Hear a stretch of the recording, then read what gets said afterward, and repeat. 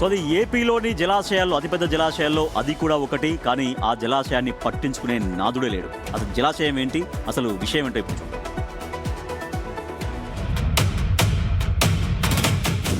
సాగునీటికి ఆయువు పట్టుగా ఉన్న సోమశిల జలాశయం నిర్వహణపై నీలిమేఘాలు కమ్ముకున్నాయి.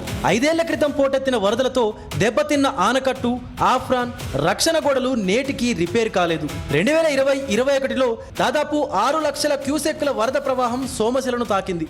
అప్పట్లో దిగువన ఉన్న downstream, apron, main safety walls కొట్టుకుపోయాయి. వైసీపీ ప్రభుత్వం 100 కోట్లు కేటాయించిన కాంట్రాక్టర్ బిల్లులు రాక కోర్టులకెళ్లడంతో పనులు నిలిచిపోయాయి.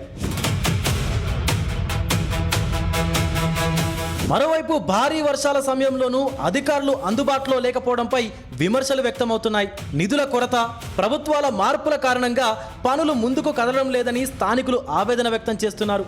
సకాలంలో మరమ్మతులు పూర్తి కాకపోతే భవిష్యత్తులో భారీ వరదలు వస్తే ప్రమాదం ముప్పు పొంచి ఉందంటున్నారు. సోమశిల ప్రాజెక్టు 2021లో తుఫాను ప్రాంతం, రెండోది పైన ప్రాజెక్టులు తెగిపోయి వరద వచ్చినప్పుడు కింద అఫ్రాను, తర్వాత ఇది రక్షణ గోడలు, ప్లాట్ఫారం అంతా డ్యామేజ్ అయింది. గత ప్రభుత్వం ఏమీ చేయలేదు.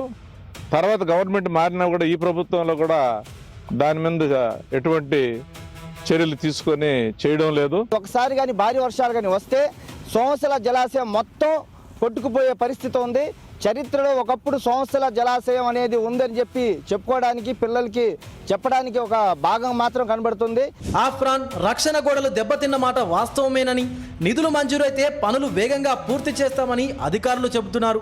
మొదటి కాంట్రాక్టర్ అయినటువంటి సాయి కృష్ణ వాళ్ళు కొద్దిగా బిల్లులు పేమెంట్ మూలంగా ఆగిపోయి ఉన్నారు, చేయలేక.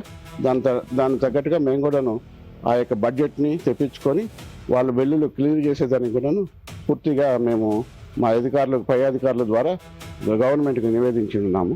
ప్రస్తుతం సోమశిలలో లీకేజీలతో నీరు వృధా అవుతుండగా షట్టర్లు, రోప్ల నిర్వహణ కూడా ఇబ్బందికరంగా మారింది.